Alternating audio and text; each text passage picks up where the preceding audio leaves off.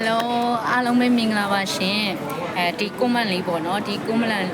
လေးကို web line ပြန်ပြီးလိုက်ပါတယ်ဟုတ်ပါတယ်လုပ်ငန်းကကျတော့မေလီနဲ့အတူလုပ်ငန်းလှုပ်ဆောင်ရမှာဖြစ်ပါတယ်ရှင်ကျမနဲ့ချိတ်ထားတယ်ဆိုရင်ကျမလက်အောက်ကနေပြီးတော့လုပ်ငန်းလှုပ်ဆောင်ရမှာဖြစ်ပါတယ်ဒီလုပ်ငန်းပိုင်းမှာဆိုလို့ရှိရင်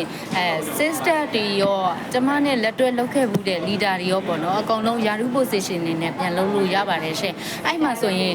လုပ်ငန်းမလုပ်ဘူးဆိုလို့ရှိရင်လည်းလုပ်ငန်းမလုပ်ဘူးသေးတဲ့လူတွေကိုကျမကလုပ်ငန်းကြောင်းနဲ့ပတ်သက်ပြီးတော့အသေးစိတ်သင်ကြားပေးမှာဖြစ်ပါတယ်တကယ်လို့ကိုကအိမ်မှာနေရင်းနဲ့လုပ်ငန်းလုပ်ဆောင်မယ်ဆိုရင်လည်းအိမ်မှာနေရင်းနဲ့ပတ်စံရှာလို့ရတဲ့နီးလန်းတွေကိုလည်းကျမဘက်ကပြန်ပြီးတော့သင်ကြားပေးမှာဖြစ်ပါတယ်ရှင်အဲ့တော့လုပ်ငန်းပိုင်းနဲ့ပတ်သက်ပြီးတော့အသေးစိတ်သိချင်တယ်ဆိုရင်ကျမရဲ့အောက်ပါဖုန်းနံပါတ်ပေါ့နော်432-355-314ကိုတိုက်ရိုက် join ပေးပါရှင်အဲ့မှာဆိုရင်လုပ်ငန်းကြောင်းနဲ့ပတ်သက်ပြီးတော့ကျမရှင်းပြပေးရရှိပါတယ်ရှင်အားလုံးကိုကျေးဇူးတင်ပါတယ်